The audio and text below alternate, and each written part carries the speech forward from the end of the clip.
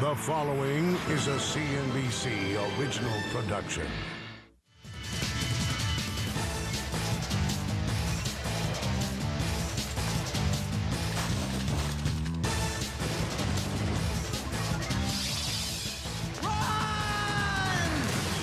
They can be as fantastic as a faraway galaxy, as real as next door, laid back or action-packed. For a regular Joe, or even a pro, video games make fantasies come true. Whether that's driving a Formula One race car, whether it's flying a spaceship, skiing down a mountain slope, or snowboarding, or being in a war. They let you do what you always wanted to do.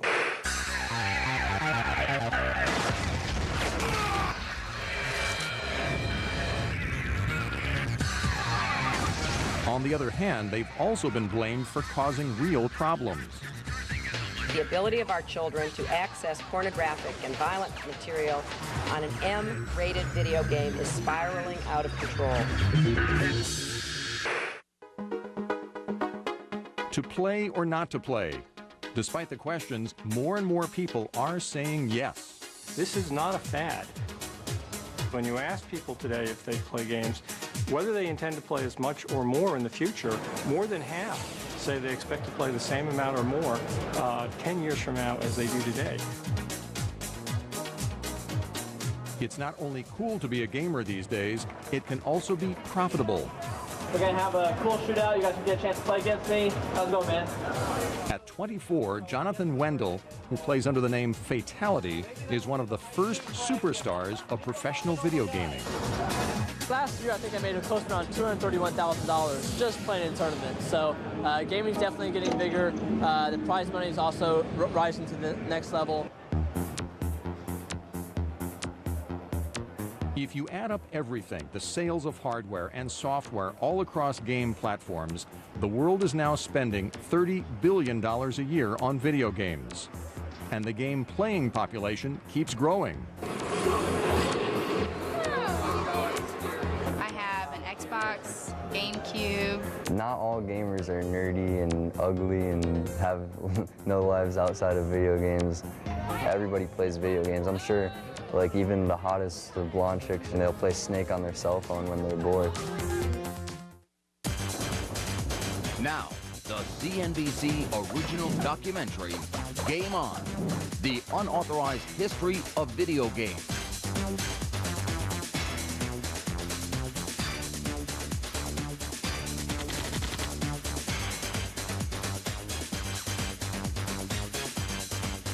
Press start now. Believe it or not, it all began with an atomic scientist. That's right, a nuclear physicist named Willie Higginbotham. In 1958, Higginbotham was working at the Brookhaven National Laboratory on Long Island. Now, a nuclear research lab in the middle of suburbia at the height of the Cold War wasn't exactly a welcome neighbor. But to show its work was harmless, the lab decided to throw an open house. And Higginbotham had a great idea for it. Willie Higginbotham took an oscilloscope. He built a tennis game into it. He called it Tennis for Two. He wanted something that was exciting and juicy for people to see. So he created this tennis game.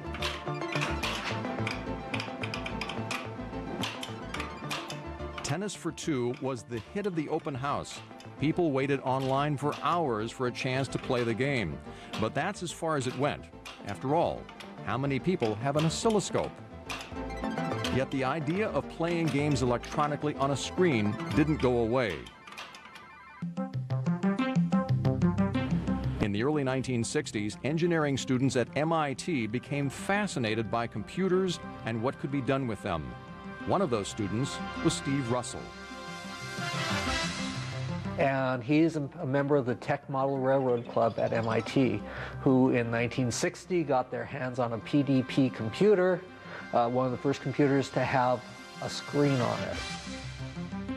And he was the one who came up with, I'm going to do a game. And he created 2 ships with a kind of a sun in the middle that had gravity, and they flew around and they tried to shoot each other. Russell called the game Space War. It created a sensation among his fellow engineering students, not just at MIT, but also at other colleges fortunate to have computers then. Still, as smart as he was, Russell didn't have a clue about how to market his game. It was on a $100,000 computer, so at 25 cents a game, people would only have to play it 400,000 times to pay for the computer to begin with.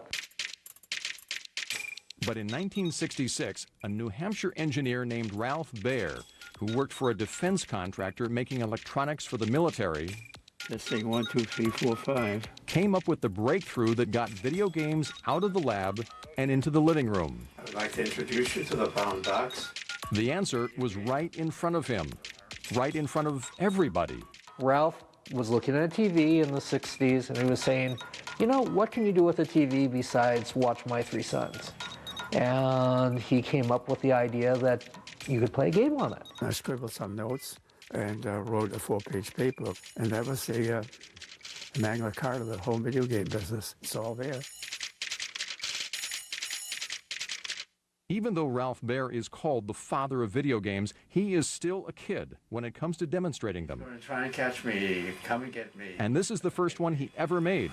Oops, he got me already. Just 2 dots chasing each other around the screen. He's too good for me. Before long, Baer felt ready to take a shot. Boom. And show his invention to one of his bosses. Got it. And he came up and he shot the gun, and then he tried the gun from the hip, and he hit the spot, and he was delighted. He said, hey, this is neat. You know? And he gave us $2,000. Yeah. But the company's board of directors started giving him grief. Next thing I know is I'm surrounded by 10 people who look like this. You know, what the hell is this? What's it doing here? But nobody said no. They just said, well, build something that we can license to somebody. Boom. Got it. Baer wondered who that somebody would be. He was stumped until he thought of the obvious. The tubes are connected to the chassis is connected to the thing to do. It occurred to me, hell, all the parts that are in components, the electronic components that are in my games, are exactly the same parts as those used to build television sets. RCA, Zenith, Sylvania, GE. For 2 years, Baer demonstrated his prototype machine to them all, until finally in 1971, he found a taker in Magnavox. Magnavox presents Odyssey. A year later, the Magnavox Odyssey, the electronic game of the future, made its debut. There was a combination of absolute amazement and total bewilderment. You have to remember that nobody knew what to expect from a video game. People had no concept of it. It might have been the iPod of its day if it hadn't been for Magnavox's marketing mistakes. Right now, when you buy any Magnavox TV. When they first showed Odysseys in television ads, they showed them, of course, in conjunction with Magnavox television sets. And they worded things in such a way that people got the idea that the Magnavox video game, the Odyssey, would only work on a Magnavox set. Oh, that didn't exactly enhance sales. The Odyssey seemed destined for the same technological junkyard as 8-track tapes and quadraphonic sound. If making video games was ever to become an industry, what it needed was not another inventor or computer geek. What it needed was an inventor and computer geek who was also part visionary, part hustler. In a warehouse in Silicon Valley, he was already at work. Coming up, the first video game to become a hit. They took something like a Pong, you know, a nice little wood cabinet with a flat top, and you could put your beer on there to enable people to say, okay, ping pong, I get this. That's next, as Game On continues. Now, back to Game On, the unauthorized history of video games.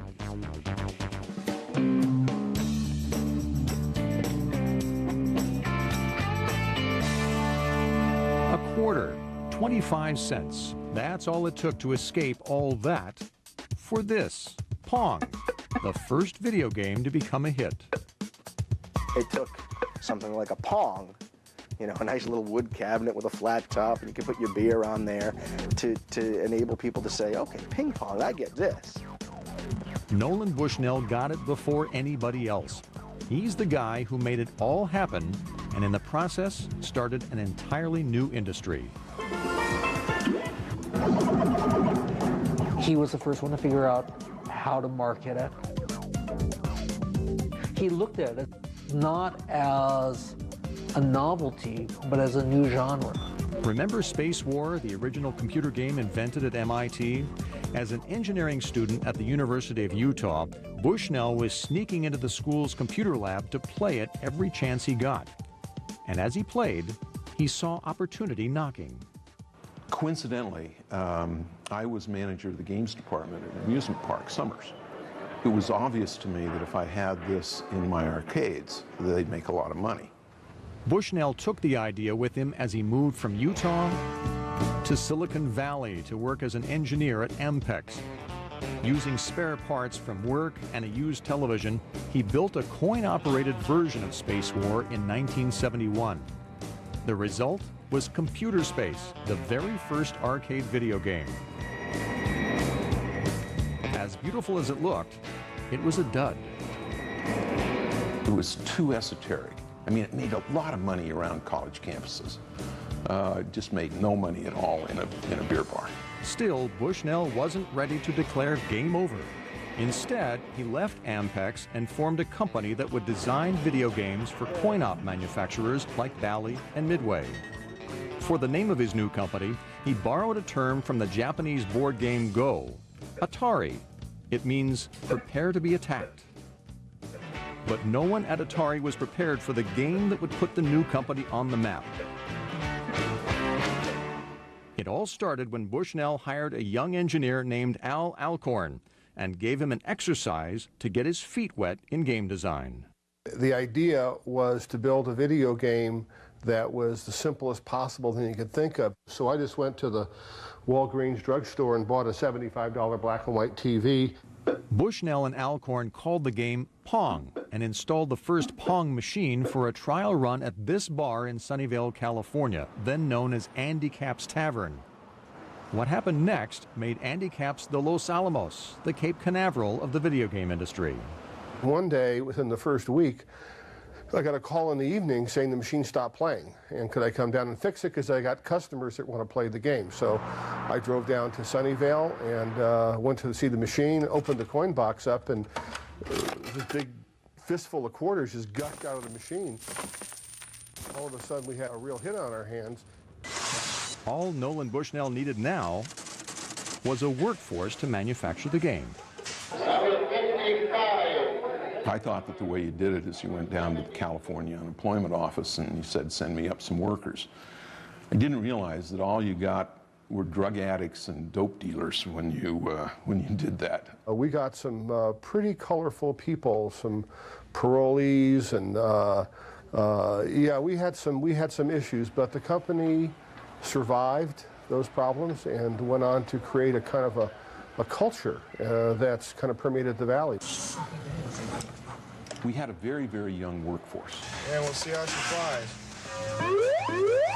We soon found also that they were really more interested in a party than they were in raises or bonuses. And so we would set a quota, and if they hit a quota, we'd have a beer bust on the back dock. We were constantly hitting quota, therefore we had a lot of beer busts. And there was plenty of money to pay for all those kegs. Within a year, Atari was raking in $1 million from the sales of Pong. But along came another company who wanted to take the wind out of those sales. Odyssey by Magnavox. Magnavox and Ralph Baer, the inventor of its Odyssey home video game system, thought that Nolan Bushnell's Pong looked amazingly like their ping pong game. And not by chance. They were able to prove that A, Nolan Bushnell had gone to a closed Magnavox trade show, that he had in fact even played on an Odyssey. Sure enough, there in the trade show's guest register was Bushnell's signature. Rather than face a lawsuit that could have ended Atari, Bushnell settled with Magnavox. But now Atari faced competition of its own as scores of other companies began making rip-offs of Pong. So the way you stay ahead was to invent the next game. So you'd have that for a while until they copied it. Atari brought out one arcade hit after another. Asteroids, Battle Zone, Lunar Lander,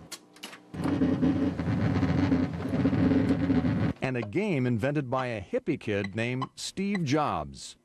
Yes, the Steve Jobs.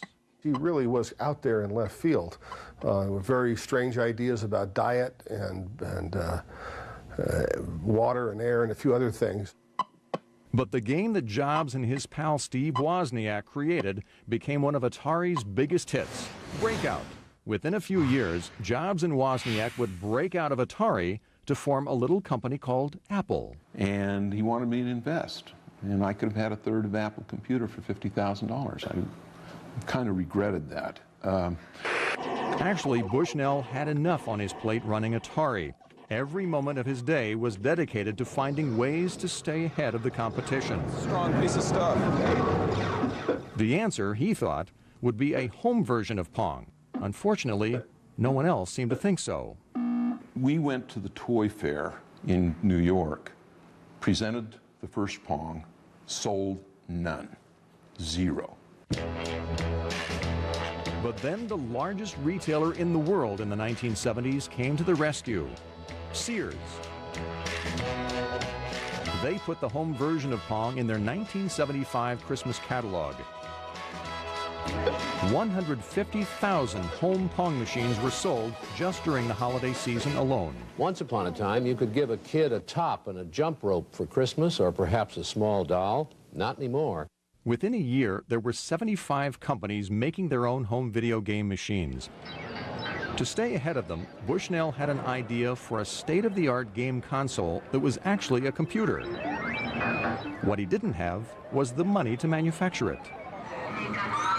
I did a calculation how much it was going to cost me to raise the capital and the uncertainty. And I felt that the best thing to do was to sell the company. And so, in 1976, Bushnell sold Atari to Warner Communications for $28 million. We thought Warner Communications understood the hit business, the hit music business, the hit movie business, and would understand that some games don't work and some games do. So that was the choice. At the time, it seemed like a great deal. At first, everything at Atari was the same. As chairman of the board, Bushnell was still coming up with new ideas. Like a chain of restaurants where kids could play video games. Yes, Nolan Bushnell is also the father of Chuck E. Cheese. Children the world over are the same. They like fun, food, entertainment, and games. It was a secret trick to open up new locations to sell more video games, is what that was about. Absolutely brilliant. Worked great. Except the pizza was never very good. The engineers didn't make very good pizza.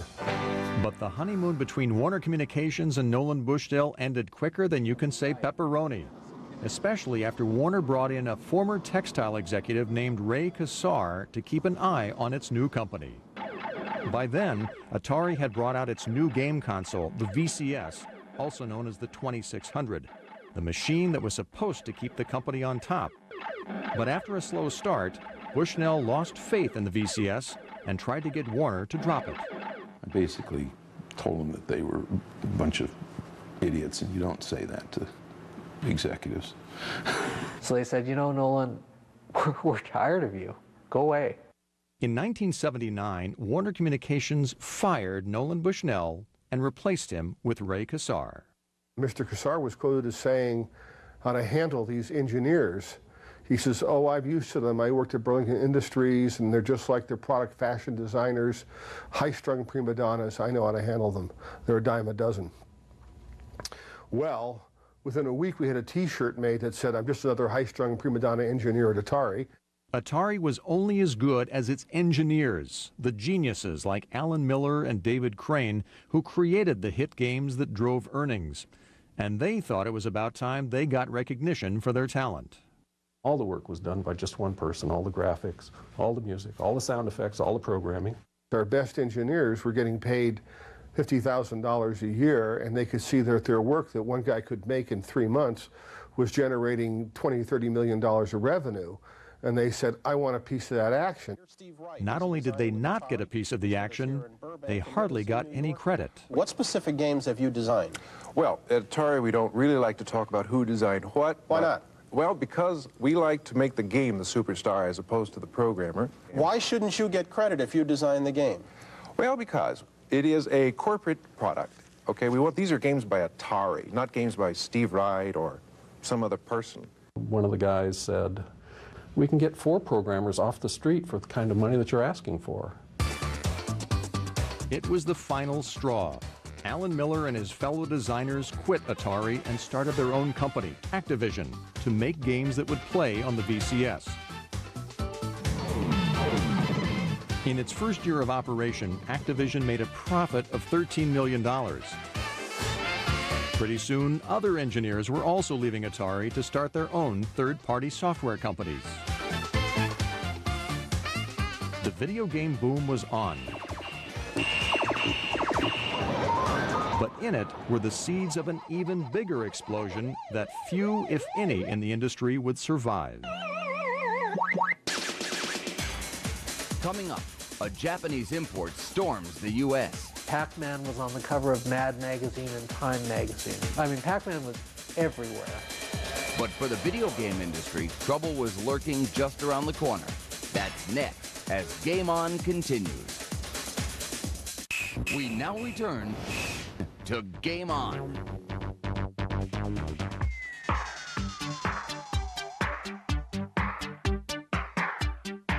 In 1978, just as Americans were starting to buy Hondas and Toyotas, their kids were spending every cent they had on another product from Japan.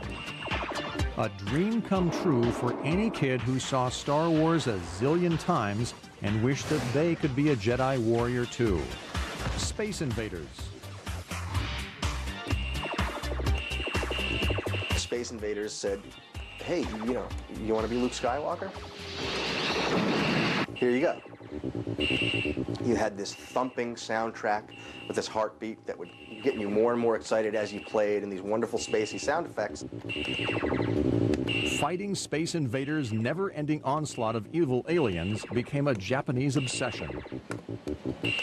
They had to increase the number of 100 yen pieces they were minting because so many were inside Space Invaders machines at any one time that they were running out of 100 yen pieces.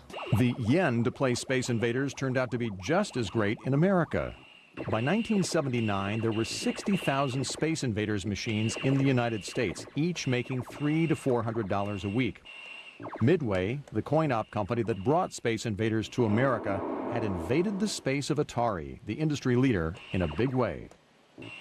Rather than fight it, Atari CEO Ray Kassar hitched a ride into orbit with the game by licensing the home rights.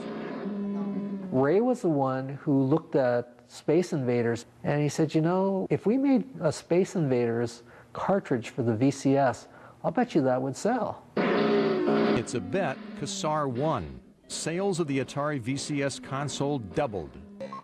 And then Japan invaded again with an even bigger blockbuster, Pac-Man. When they were making Pac-Man, the guy who was leading the project took his team to lunch. They went for pizza in Tokyo, and somebody had taken the first slice of pizza, and then he looked down and there was Pac-Man staring at him.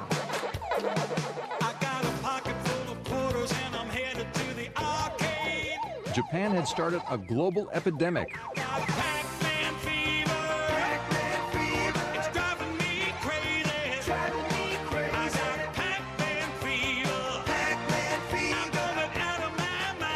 Pac-Man was on the cover of Mad Magazine and Time Magazine. I mean, Pac-Man was everywhere. Towels, ties, T-shirts. So we're talking about a multi-billion-dollar business here.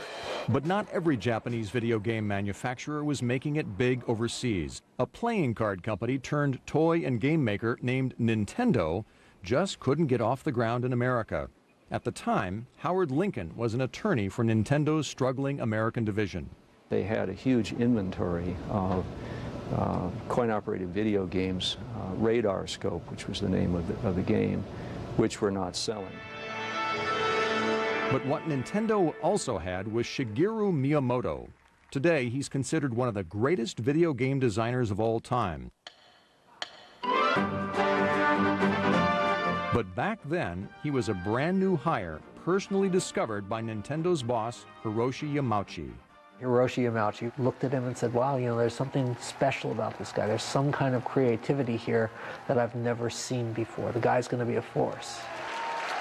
Miyamoto started off by creating something that no other video games ever had, a story. And I thought of, well, if we have a guy who's chasing after a gorilla who's kidnapped a girl as he goes up, then that would be something that would be very fun. Not only did Miyamoto come up with a wacky game, he also gave it a wacky name, Donkey Kong. My idea for the name was to have something that essentially meant dumb monkey. And in Japan, the word Kong is very closely associated with gorillas. And so we took that, and I had, from somewhere or someone, heard that in English donkey means dumb. And so actually the name came about perhaps because of my somewhat limited English abilities at the time. But Donkey Kong's popularity was unlimited.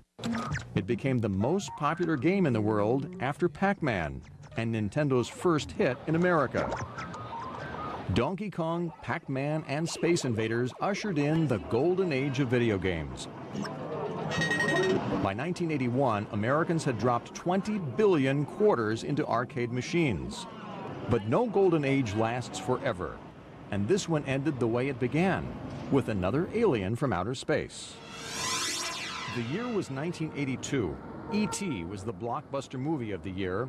Everybody wanted to cash in on the E.T. craze, and the video game industry was no exception. Hey! Mystery television. Before long, there was Henry Thomas, the young actor from the movie, starring in commercials for Mattel's Intellivision game system. Steve Ross, the head of Atari's parent company Warner Communications, had an even bigger plan for exploiting the extraterrestrials' extraordinary popularity. Right? He wanted to get Steven Spielberg to come make movies for Warner Brothers instead of just being with Universal, where he was with Jaws and E.T. Great, good. Print that one. And to show that he could, pardon my language, so he could piss with the big boys, he said, I'll tell you what, I'll give you $25 million for the licensing fee to license E.T. for the Atari VCS. When Spielberg said okay, Ross ordered Atari to have the game ready by the start of the Christmas shopping season. There was only one problem. That favorite time of year for the kids and their retailers was only 6 weeks away. And, you know, of course, the game was terrible. It's remembered as one of the worst games of all time, and deservedly so. On the heels of Atari's worst game came December 7th, 1982. A day that will live in video game infamy. There may be trouble in Toyland, at least in the video games division. This week, industry giant Warner Communications, makers of Atari, announced that 1982 earnings would be far below previous expectations. The day of the announcement, Warner's stock plummeted. Atari CEO Ray Kassar tried putting on a brave front. We've been in the limelight, and any little sneeze, I think, has had a pneumonia impact on the street, but business is still very good. But then came another bombshell. Which was he sold a lot of Warner Communications stock. So he sells his stock, he makes his announcement. Facing charges of insider trading, Kassar turned over the $81,000 profit he had made selling the stock. A few months later, he resigned from Atari. The SEC later cleared him of any wrongdoing. But the damage was done. Atari lost $350 million and laid off 3,000 employees. And as Atari crashed, so did the entire industry. Mattel, the maker of Intellivision, faced a deficit of $200 million. Coleco was on the verge of bankruptcy. On the coin-op side, Bally Midway saw its profits slide by 85%. We had this hit product called the Atari VCS. It made billions of dollars. It was a great product, obviously, but it was going to end. Eventually, it petered out. I think every game that could have been made for Atari was made. And not all of them were hits. There were a tremendous amount of bad games being made. There were also some very good games being made. But when the market is flooded with an inferior product, you can only burn people so many times. According to legend, and very well verified legend, Atari took millions of games that just they could not sell. They put them on some trucks, they drove them out into New Mexico, they dumped them in the desert. With Atari's 18-wheeler funeral procession, the golden age of video games was laid to rest. There were no survivors. Or so it seemed. Coming up, it's Mario to the rescue. It had vibrant colors, it had distinct images. Mario looked like a person, he didn't look like a stick figure. How an unassuming plumber saved the video game industry. Next, as Game On continues. Now, back to Game On. By 1985, video games were history. But at the Consumer Electronics Show that year, tucked away in a small booth, was the company that brought the world Donkey Kong, Nintendo. The Japanese game maker was exhibiting its latest product, the Famicom, a video game console. The video game business may have died in America, but it was alive and well in Japan. In fact, Nintendo had sold 3 million Famicoms there. Still, that didn't matter much stateside. All of the buyers thought, you know, this is really slick, really neat, but they would not touch it, even if we guaranteed the sale. They said it was simply too risky.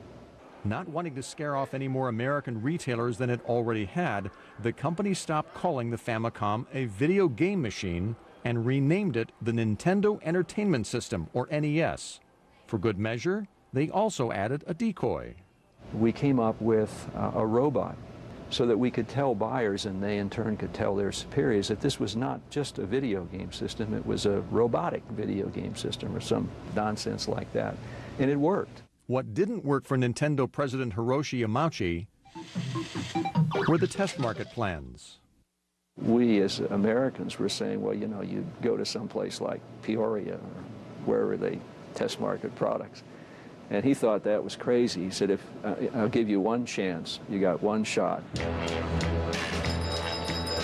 You try to introduce this in New York City, and if you can make it work there, then we'll go from there. During Christmas 1985, Nintendo sold 50,000 units in New York, enough to prove that there was still a market in America for video games. And what really helped sell the NES was the video game included with it, a home version of Nintendo's Japanese arcade blockbuster, Super Mario Brothers.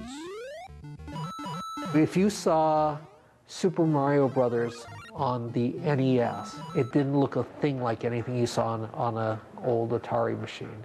It looked like the arcade game. It had vibrant colors. It had distinct images. Mario looked like a person. He didn't look like a stick figure. You saw clouds and mushrooms and creatures.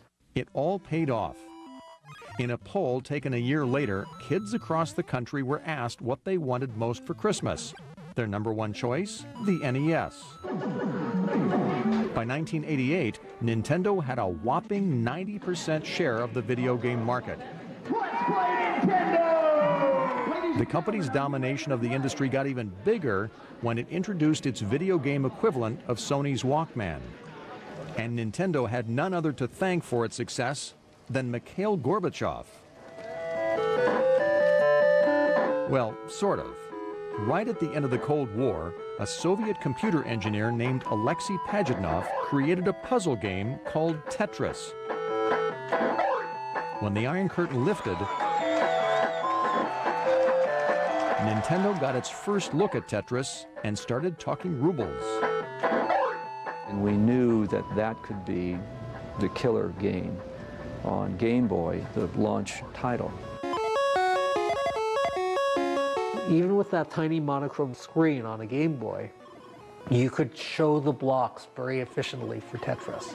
You could distinguish, the shapes and everything, and it was perfect. It was the perfect coupling. Thanks to Tetris, Game Boy became an instant hit, selling 32 million units in its first 3 years. Nintendo seemed unbeatable. There is a new addiction in America. Nintendo video games, more than a pastime, more than a passing fancy. For many, a kind of narcotic. But at that very moment in time, Nintendo's days as the only game in town were numbered. The new generation of kids were ready to play games again. Those who had played wanted to come back in. Sega saw this and said, there's room for more than one player in the market. If Nintendo can do it, Sega can do it. A veteran executive of Coleco, Mattel, and Atari, Michael Katz became president of Sega's American division in 1989, just as the company was about to roll out the Genesis game console to replace its unsuccessful Master System. When I joined Sega, I was told that the only Japanese I would be expected to know was the phrase Yakumandai. And I said, that's interesting. What does it mean? And I was told it meant 1 million units. So that became my marching orders. That became the prayer that I was supposed to give every morning when I woke up and every evening when I went to sleep. Genesis puts you in the game with the... To help answer his prayers, Katz went after athletes like Joe Montana to star in games for the Genesis. Genesis does 16. And he initiated a no-holds-barred ad campaign. We had to do something drastic. We had to hit hard. Genesis does. We had to go after that 90% of the market. It was Nintendo. What Nintendo? By 16. Unfortunately, Genesis didn't do as well in America as Sega Japan had hoped. Ultimately, we only did half a yuck when I was at Sega. We did 500,000 units. Out went Michael Katz as president of Sega America, and in charged Tom Kalinske, an executive from Mattel. I went back to a board meeting in Japan and I said, okay, we're doing things wrong. Our price is too high at $199. We have to take our price down. We're going to take Nintendo on head on. We're going to make fun of them in our advertising. We need to develop more software in the United States. We can't rely just on Japanese software. We have a title in our Genesis system called Altered Beast. It sounds like it's demon worship or something. To Sega's stunned board of directors, Kalinsky's plan also sounded like the work of the devil. And they said, well, we think you're completely wrong. This is not the right thing to do. And they all got up to leave. So I thought, well, this was an interesting 3-month career. But then, at the very last moment, an angel appeared in the form of Sega CEO Hayao Nakayama. And Hayao Nakayama turned at the door and said, okay, we brought you on to make these decisions, so we'll go ahead and agree with you, and you can do what you have just proposed. Before long, Sega had a new hero. No, not Tom Kalinske, Sonic the Hedgehog. One of the things we bragged about was how fast we could have action on our system, how fast we could move sprites around on the system. And so Sonic was designed to be a very fast-moving character. And they just did very, very edgy ads. Hey!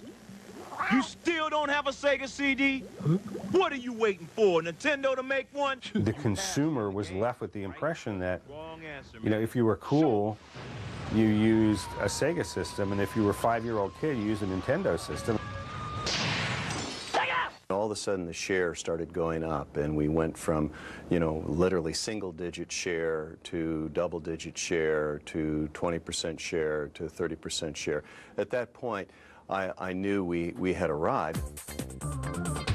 Yakumandai, 1 million units, was no longer a prayer. It became a reality several times over. By 1992, Sega had captured 55% of the console market. Sonic had beaten Mario, and while the Plumber and the Hedgehog would challenge each other to rematch after rematch, lurking in the wings was a giant who would ultimately trample them both. Coming up, a new player in the video game.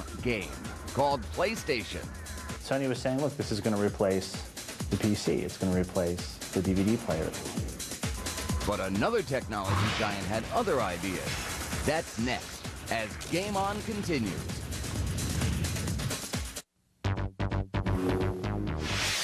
Now, Game On continues.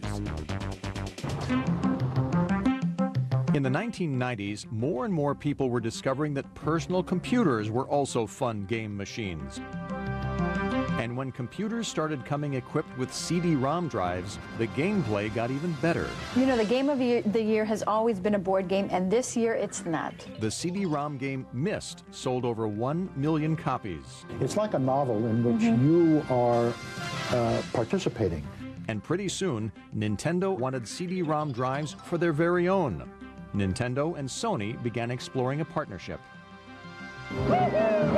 It seemed like a match made in heaven. Nintendo, the savior of the video game, and Sony, pioneer of the compact disc, joining forces. The plan was for Sony to provide an add-on CD-ROM drive to the NES console. But then came the prenuptial agreement. Sony wanted the rights to all the software that was made for it. It was on their format, and they wanted control of that. Nintendo became very suspicious. They saw themselves as kind of handing over the keys to the kingdom to Sony. So Nintendo secretly began talks with Philips, the European electronics company that had co-created the CD. Sony didn't have a clue. Sony held a press conference and they said, yes, we're partners with Nintendo, we're building this PlayStation. The next day, Nintendo came out with Philips and said, no, we're partners with Philips. Hell hath no fury like an electronics giant scorned. Sony decided to make the PlayStation console on its own and went on the offensive, stealing away software makers who had been developing games for Nintendo. For game publishers, it was good business. A Sony CD-ROM was cheaper and faster to program and produce than a Nintendo game cartridge. It took a lot of time to actually manufacture the cartridges. So if you had a hit game, you will obviously want to sell more. The only problem is you can't get those cartridges into the stores for another 3 months because you had a very long lead time. Games also looked better on PlayStation than they did on either Nintendo or Sega. The PlayStation really was a technological leap forward in terms of what you could do with graphics in a game. And inevitably, when we would make video games and go in and focus test them with kids, the one thing that the kids would really talk about were graphics. It's just like if you were in the game, it just sucks you right in, you know? I just really like how it's real 3D, real interactive, and the graphics are amazing. Not like most other games I played at all. Sega, Genesis, and Super Nintendo. The next thing you know, they owned the market. They had a good system, they priced it aggressively, they were the ones who remembered that you were supposed to be giving away razors to sell the blades. The blades in this case being the games themselves. That's where console makers make their real money. The guy who controls the proprietary format is the toll keeper. Everybody's got to pay him money to put their product on his machines. It's a licensing business. And if you become the king of the hill, everybody has to salute you. And they have to salute you by writing a check. PlayStation. All those checks made Sony's revenge not only sweet, but profitable.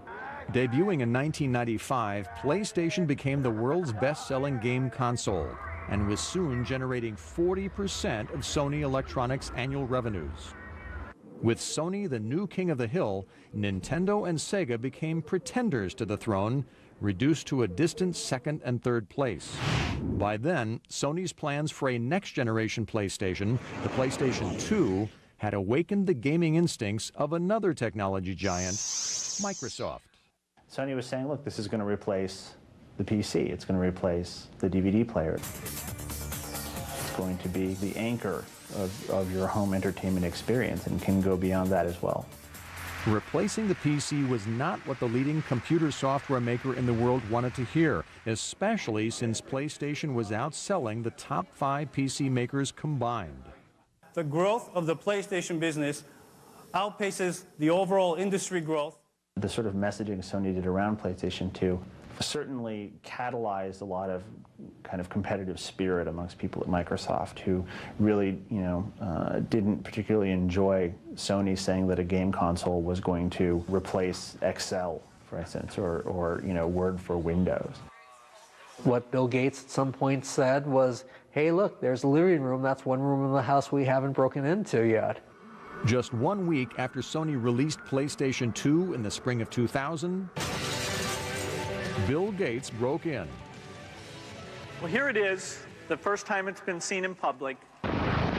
Microsoft would be making its own game machine, the Xbox.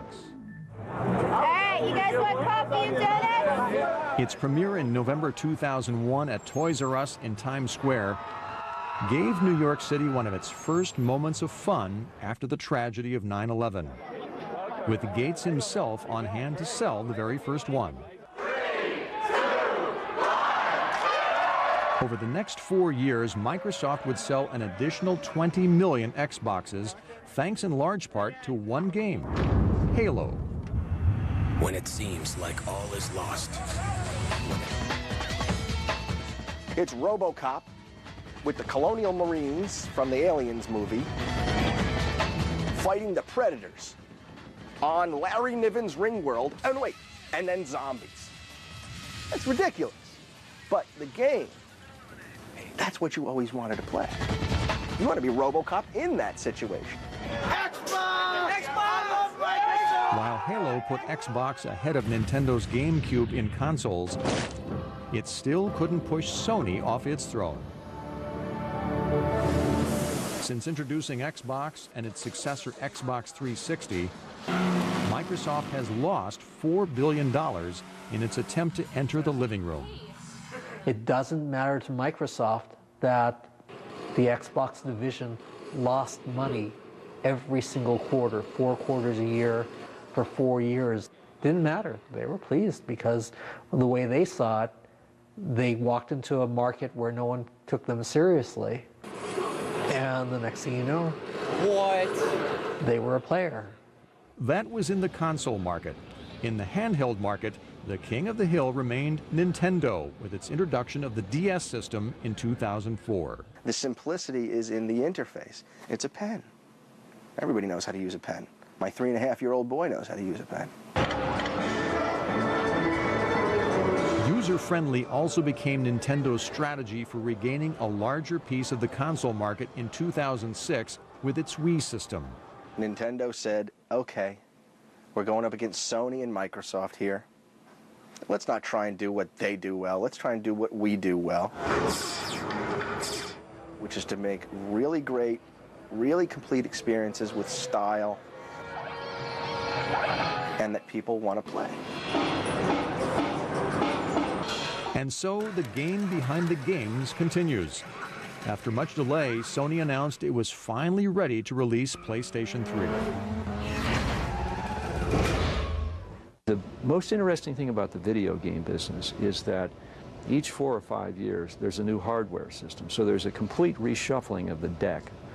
Market shares don't change by a couple of percentage points. They change by 20 or 30 or 40% every 5 years. It's a horse race. People have their favorite horse. You know what I mean? A lot of people have a dog in the fight.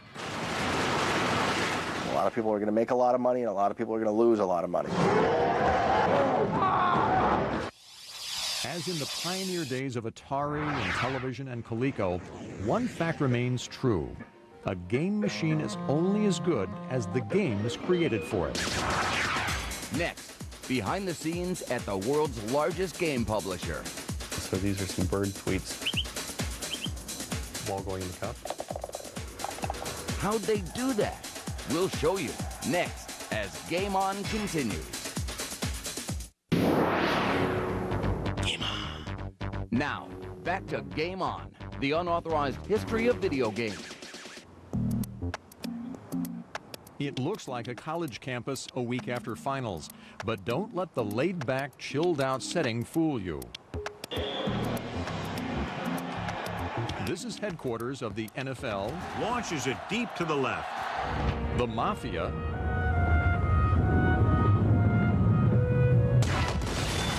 And Bond. Who are you? The name is Bond. James Bond. Well, at least they're virtual counterparts. All right, that's fixed. That's right? Yeah. Welcome to Electronic Arts, the world's largest video game publisher. Creating fantasies here is all about making them seem as real life. You take the two-dimensional map and add that on, and you get your VJ. In EA's Tiger Woods PGA Pro Tour, it's par for the course. Callaway clubs or Cobra drivers or Nike putters, you're able to actually pick those brands up, put them on your golfer, and so not only does your golfer look how you want him to look, he's playing with the equipment that you're used to playing, and it really makes you feel like you're in the game. I think it's a 7-iron. If God is in the details, then heaven might look something like EA. We come up with a list of sounds that we think we're going to need, and then we set about going out and recording these things. Right now, I've selected Scottish birds, because this is a Scottish course, and so these are some bird tweets. The flag flapping, ball going in the cup. That's the big payoff right there. For their James Bond title, From Russia with Love, EA spared no expense to get the right guy to play 007, Sean Connery himself. May I help you? A dry martini. Shaken, not stout. We had some lines in there that were a little bit more modern, and he'd say, I don't even know this line. So, you know, he dialed us into the 60s. He dialed us into Bond. We could have made the game, but it wouldn't have been near as good.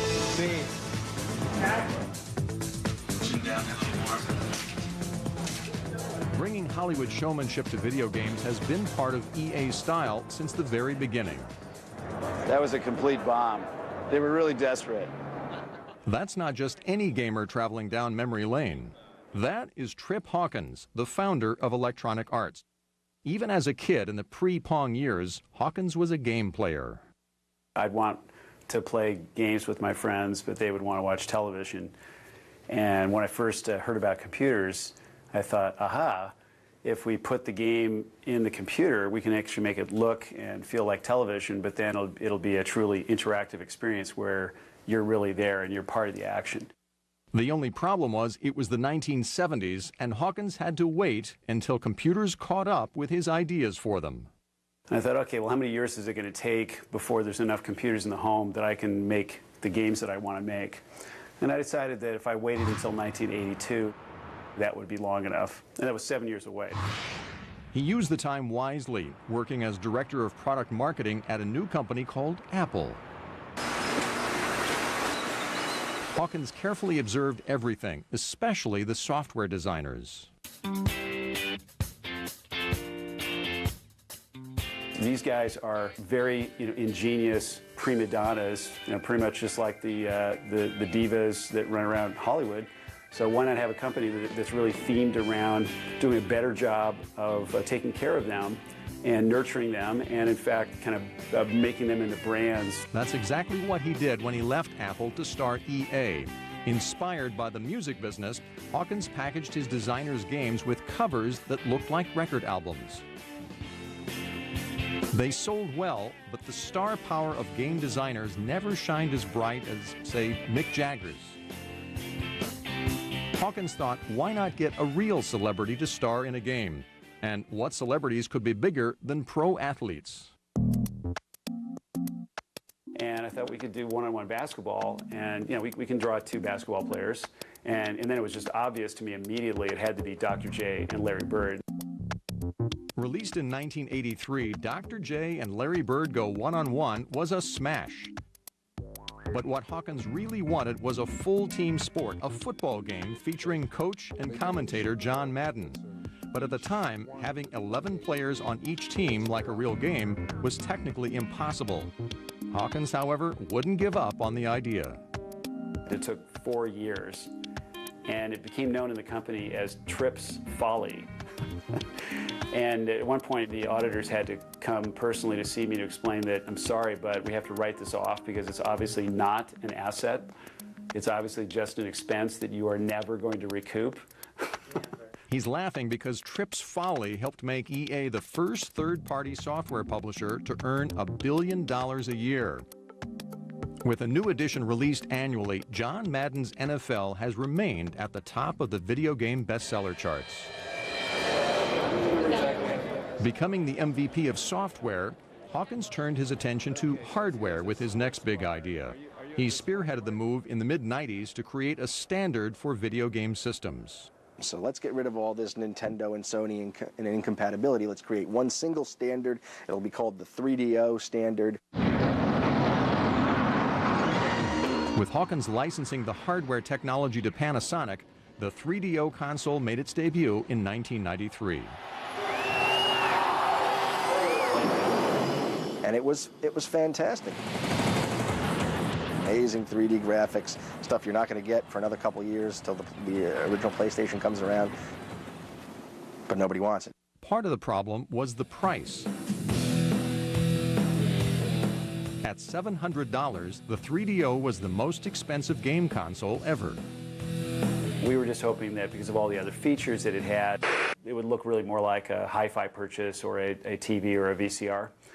So that was one of the lessons learned, is that nope, it's going to be viewed as a game system, it's going to be judged as a game system, and it's too expensive for a game system, even with all the whizzy new capabilities. Trip Hawkins wasn't able to get everyone to agree on one console for all, but the industry did set a standard for working conditions. And that wasn't necessarily a good thing. It's somewhat inevitable that at the end of the project, people end up coming in on weekends, working late hours. We have a very flexible work environment, and if you're a new Wild Tangent employee, we tell you you can work any 80 hours a week you like. I lived away from home for almost 3 months, helping get the game done in the final crunch stage. So I didn't see my friends, my family for a while, although I was allowed some conjugal visits. We're still making tweaks on the models, but we've got to nail that in the next few weeks if we're going to stay on track. Most of the crunch time is spent making everything perfect, eliminating the bugs, those errors that can ruin gameplay and ultimately game sales. It's crises every day. You're not putting a spacecraft in space, but you are like figuring out why Kim Possible is walking through walls on level 7. And if you're doing it right and you're working together, we find it kind of thrilling. Not everyone agrees. In 2004, the fiancé of an EA programmer made news when she reported that her husband-to-be was required to work 12 hours a day, 6 days a week. Not long after, programmers and graphic artists at EA sued the company for unpaid overtime. EA eventually paid out a total of $30 million in settlements and changed its overtime policies. Still, it's a far cry from the days when Trip Hawkins ran EA and gave designers the star treatment. But at Hawkins' new game company, Digital Chocolate, I'll let you work out. You can work out. The tradition continues. I share the ownership with everyone.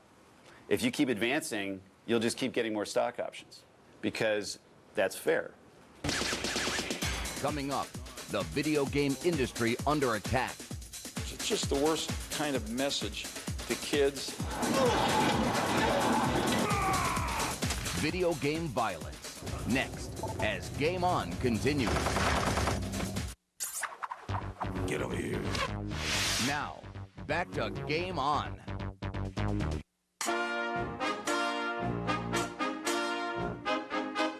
A little over 100 years ago, in one of the first movies ever made, a cowboy aimed his six-shooter right at the audience and fired away point blank.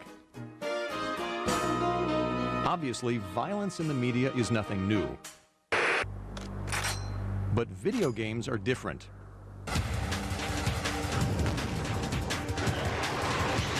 Their audiences can shoot back, and that gets a lot of people up in arms.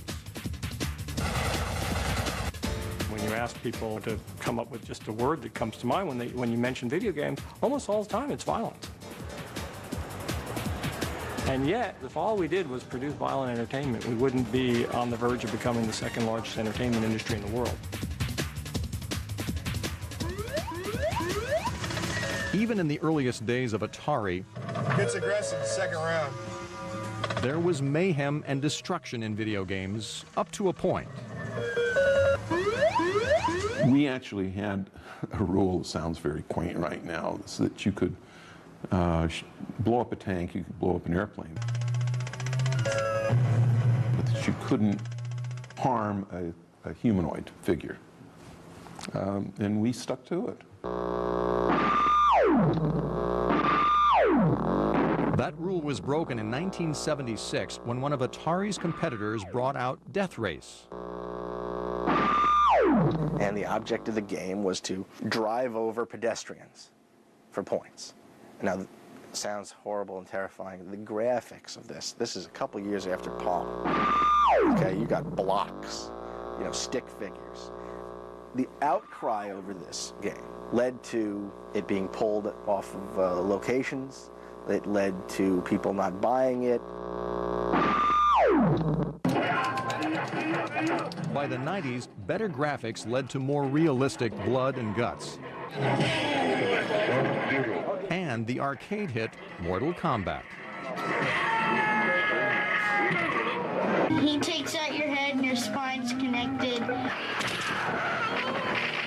Before long, both Nintendo and Sega announced plans to bring the game's trademark skull-crushing and spine-ripping into homes everywhere. But privately, the folks who brought the world Mario wondered if they could really get that down and dirty. Our standards were not to allow that blood, and we ended up insisting that our licensee take out the blood, and I think we changed the blood from red to green, something like that.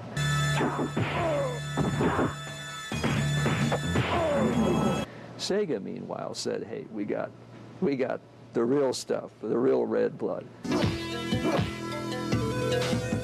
Whatever the color, Mortal Kombat's blood got Sega and Nintendo into real trouble. That I agree that everything that we've done has not been perfect. As a matter of fact, the game prompted Senator Joseph Lieberman of Connecticut to hold hearings in 1993 on video game violence and its effects on children. I know that one place parents want us to draw the line is with violence in video games. This morning, the Software Publishers Association... With the government breathing down its neck, the industry decided to police itself, announcing the formation of the Entertainment Software Association and a game rating system.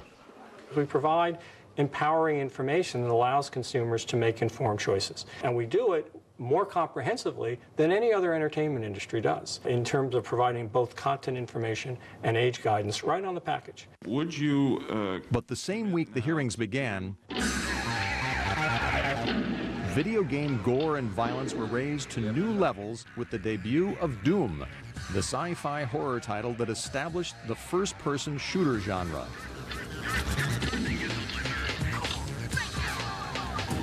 Players see everything through the eyes of the main character, a combat-hardened Marine who uses everything from brass knuckles to rocket launchers in a blood-soaked battle against evil creatures from hell.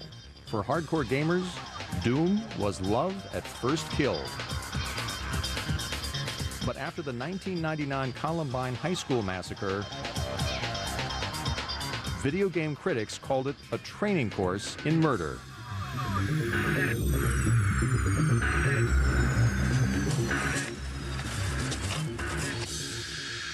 We found out that those boys were big Doom players, and they said that their massacre at their high school would be like a level of Doom.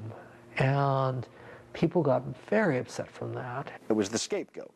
You know who else liked to play violent video games called Doom? Most of America. Most of the children in America, and yet they did not go crazy and shoot people. USC professor Peter Vorderer specializes in the psychology of entertainment. He's one of the experts who feel that video games could push children with violent impulses to act on their feelings. If that sort of behavior is encouraged by the game, and if somebody's ready to show that sort of behavior, then the impact is quite likely, yes. Not so, argues Entertainment Software Association President Douglas Lowenstein.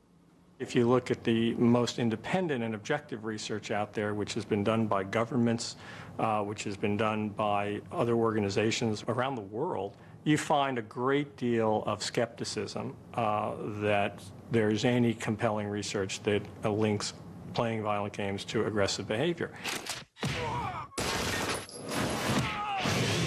But even industry veterans wonder about the effects of playing violent video games. After I've played a couple hours of a driving game, a racing game, and I get in my own car, I drive more aggressively.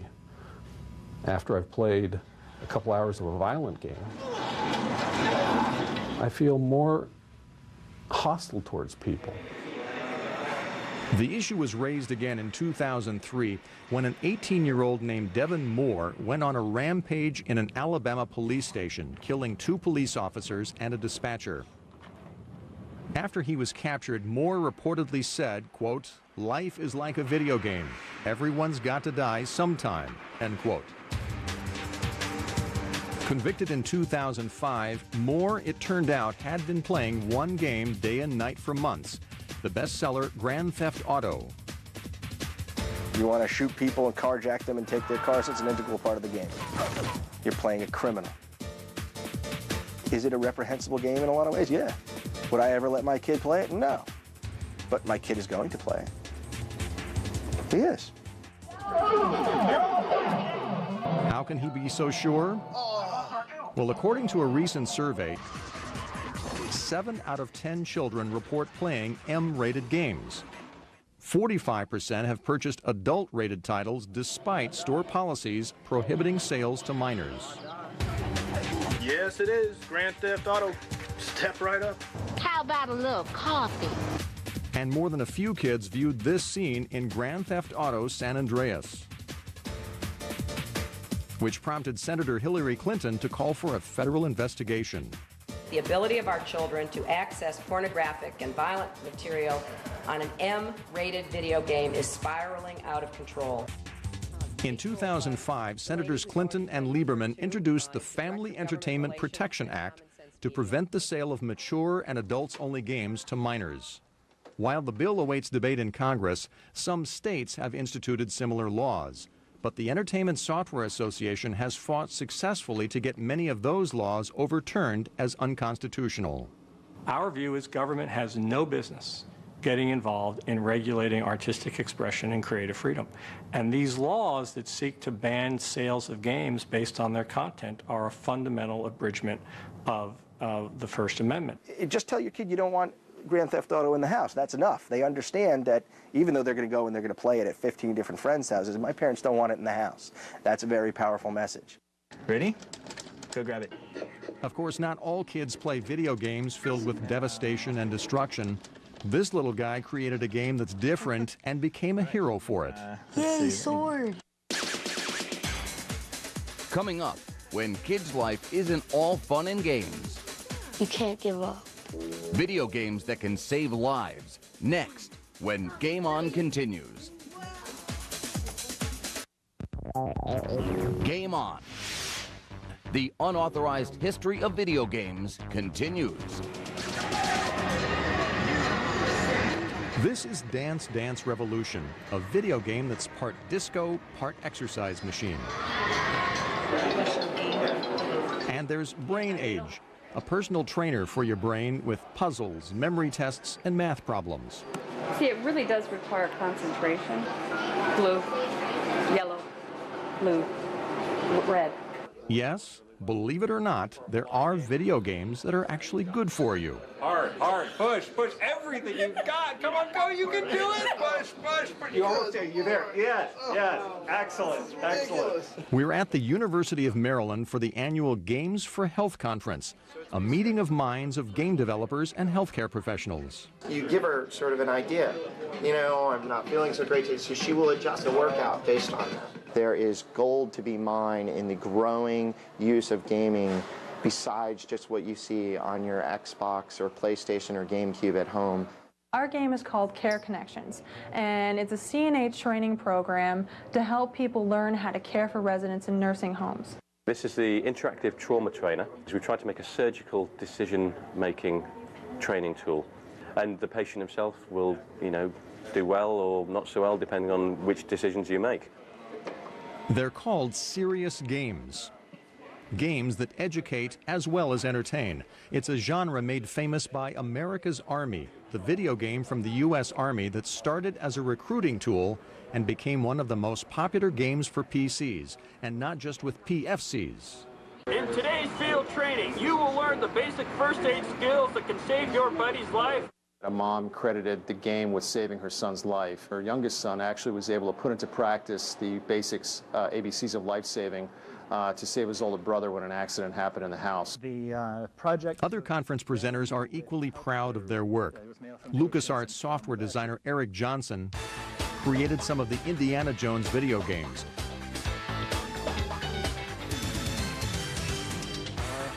But he's not here to talk about those adventures.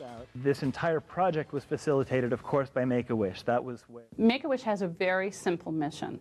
We fulfill the wishes of children with life-threatening illnesses between the ages of 2.5 and 18. That's it. Come here, Cherish. Cherish.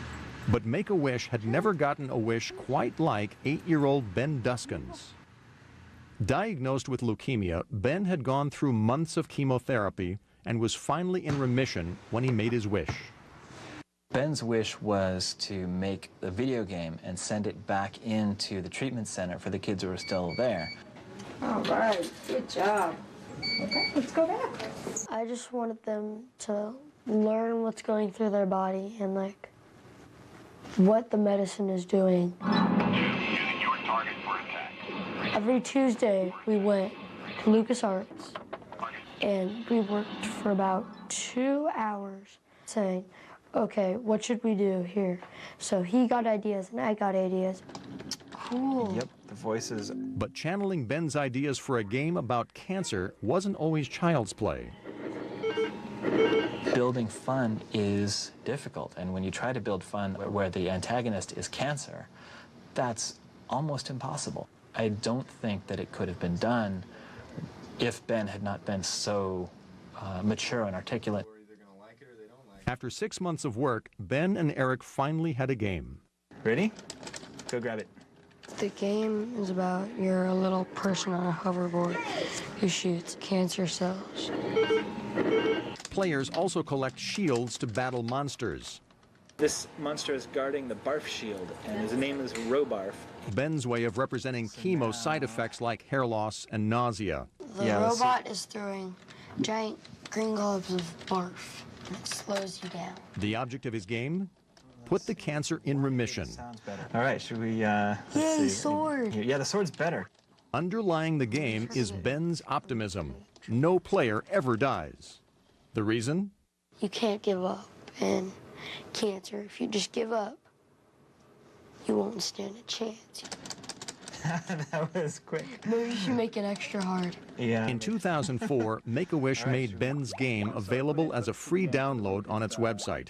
And his wish became a gift to young cancer patients everywhere, including the kids at this treatment center in San Francisco. It's a good game because it's kind of like you're fighting your own cancer cells off. I just don't feel good every time I get knocked down with chemo or that stuff, and it feels good to blast them away.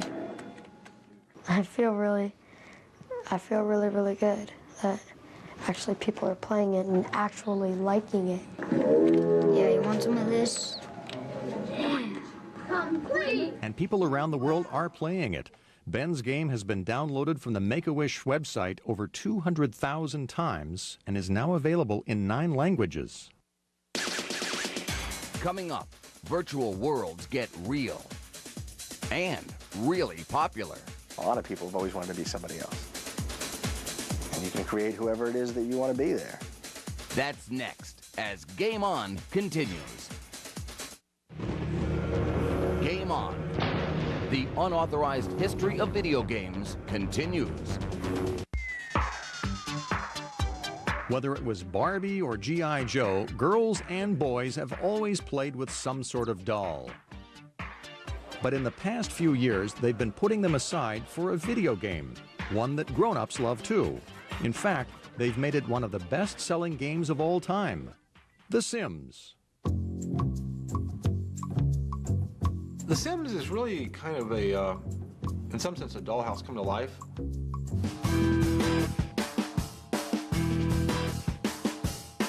Will Wright, the creator of The Sims, has been called one of the most important people in gaming, entertainment, and technology.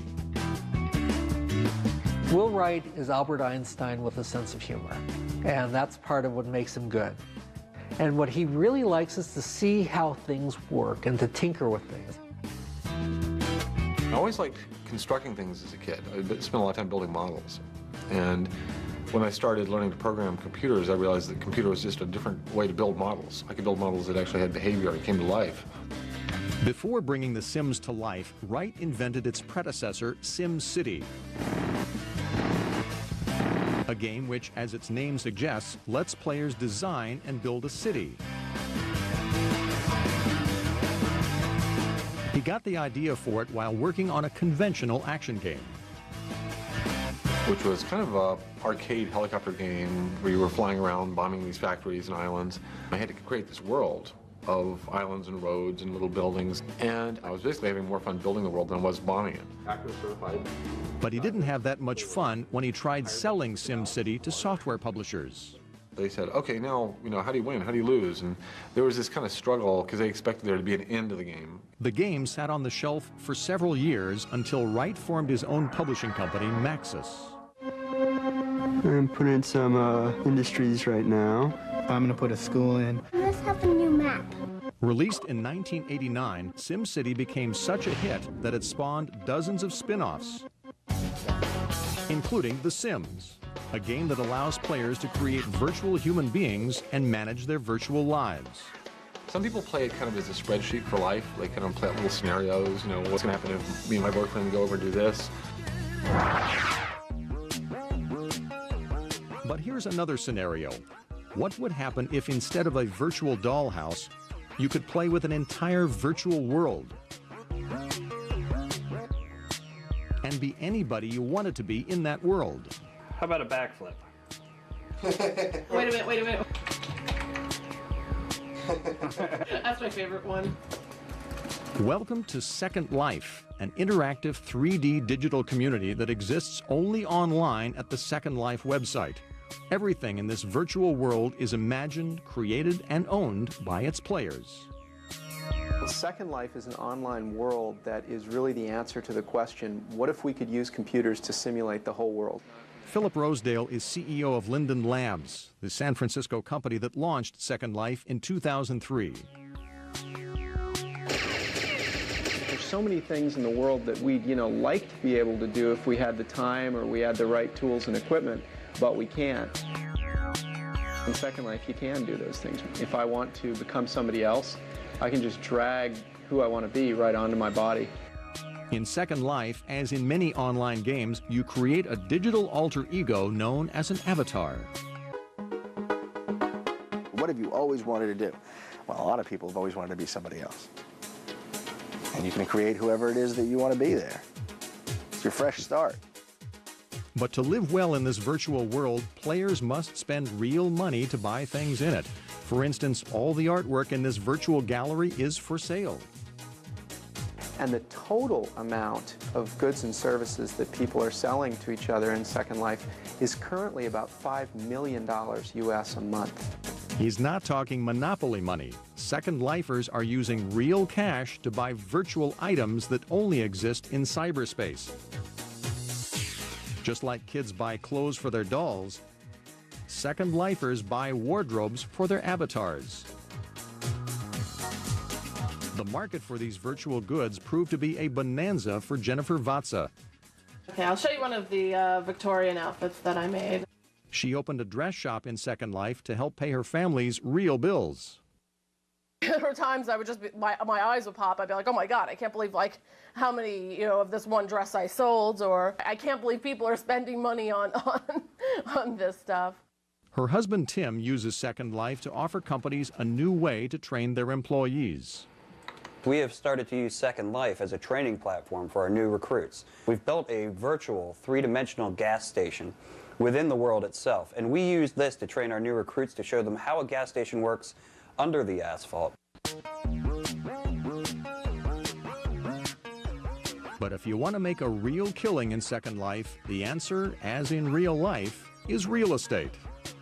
So the most successful entrepreneurs in Second Life are buying and then redeveloping and reselling land.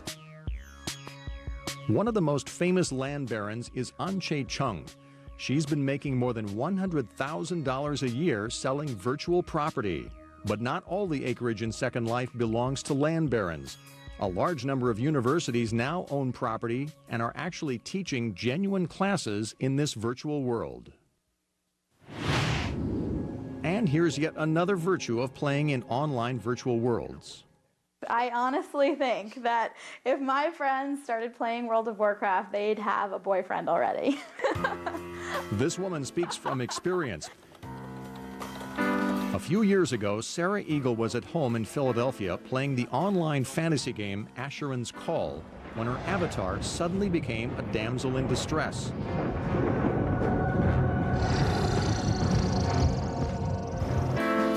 But among the thousands of other players also online in the game was Chris Lai in Seattle.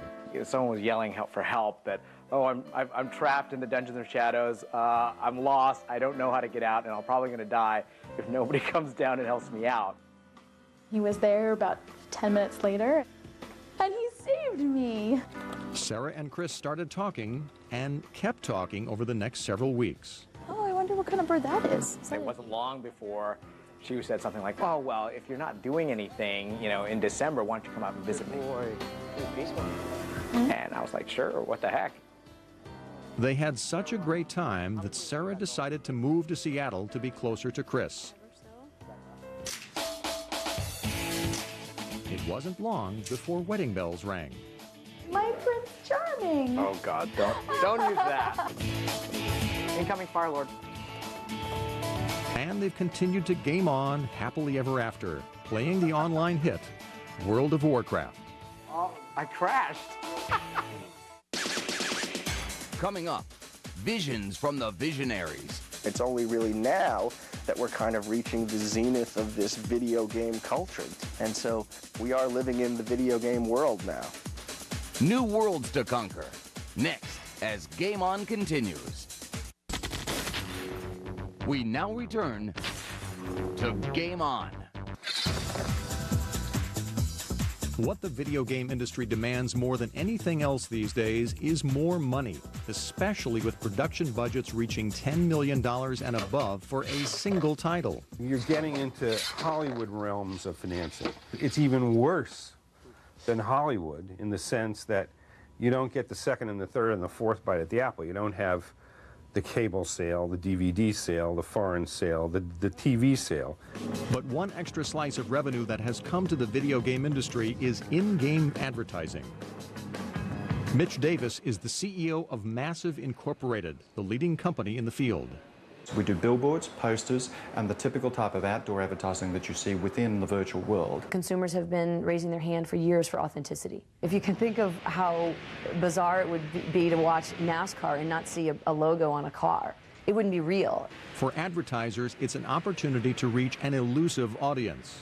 Men 18 to 34 had stopped watching television and moved increasingly to video games. Now they're playing games 2 hours a night. That's 4 times as much as they're watching television. So if you're Coke or McDonald's or one of the big movie companies and so forth, then you need to be in video games. Besides advertising, another way to earn more money is to get more players. To Sims creator Will Wright, the key to the industry's future is to move beyond the guy gamers who play all the time. We've been catering to a hardcore group for the most part over the life of this industry, and those people, were expecting the games to get deeper and deeper, and it was a 10-hour experience, then it was a 20-hour experience, then 40 hours. But I think that as we hit the mass market, we're getting a lot of more casual players coming into the market. They want something that they can pick up and play for 10 minutes, 20 minutes at a time, put down, pick up again later. Games need to become a little bit more flexible in terms of the type of players that they entertain. Wright believes the solution is allowing players to build their own game worlds, which is exactly the premise behind his newest game, Spore. Spore enables you to play in your world, create your own world, create a species, and get them to a point where they leave their planet. And then once you leave your planet, you connect to the internet of a universe of other planets created in the exact same way, and you get to go explore other people's planets. Players love making this stuff if we give them powerful enough tools. You know, to them, that's as enjoyable as the game. And if we can basically give the players that role, they become co-developers with us. In the game industry's ideal world, everybody would have a video game device. The truth is, that world is already at our fingertips. The suitability of the cell phone as a video game deployment platform is just spectacular. And as the screen technologies increase, and the memories and the hardware in those things increase, that's going to be a dominant form of video game delivery, because it's with you all the time. The founder of Electronic Arts, Trip Hawkins, is a firm believer in mobile gaming's potential. In 2003, he formed a new company, Digital Chocolate, to develop software for cell phones. The ongoing challenge for Hawkins is convincing phone companies to move beyond tried and true games. Because they seem to think that, well, hey, you know, Pac-Man was created 30 years ago, and that may as well be the best thing ever for your mobile phone. And I'm thinking, well, how could that possibly? That's a little like saying Gone with the Wind is going to be the best thing ever that you're going to see on a DVD. Hawkins' company has developed technology that allows cell phone gamers to not only play solo, but also to compete against each other. We think of it as a first-rate platform that's a completely new kind of platform, and you have to look for what's unique and different about it. So far, one of the most unique things about mobile gaming is who's playing. Women. And they're not just playing on cell phones. According to the Entertainment Software Association, more adult women play video games than boys 17 and under. And while the game industry itself is still male-dominated, there are exceptions, like Toby Solnier. After developing over 60 games, Solnier decided in 2005 to start her own development company in upstate New York. Within a year, she had 35 employees and 4 titles in the works for Nintendo. And the secret of her success? It's a game. So in the same way that, you know, people working in the company are working on making a game, I like working on making the company and trying to solve all those problems and pull it together. And that's really what I'm focused on creating. And I get just as much excitement out of doing that as you would get out of making a game. If you're like that, then this is a great industry, because there's always challenge out there. And always, always dreamers, inventors, and hustlers to overcome those challenges. After all, the video game business was founded by visionaries. But even those pioneers are astounded by just how big the industry has gotten. When I did video games, it was one engineer sitting at a table for a few months, controlling everything. Today's video games, I could no longer do those, and I could make a movie. You know, it's a completely different world. Who knew what would happen to electronic technology? Could you begin to think of what a microprocessor was going to do to the business in 1966, 67? There wasn't even a word, never mind a reality. I envisioned it becoming large. I don't think I ever felt that it would be larger than the movie industry, theatrical tickets. I don't think I ever foresaw that. One thing, however, is clear. Video games paved the way for the interactive technologies that we now can't live without. The internet, the iPod, even ATMs. It's only really now that we're kind of reaching the zenith of this video game culture, where everything must be interactive, and everything must have some level of interactivity or ability for it, or it's quickly becoming a dinosaur. And so we are living in the video game world now. Game over.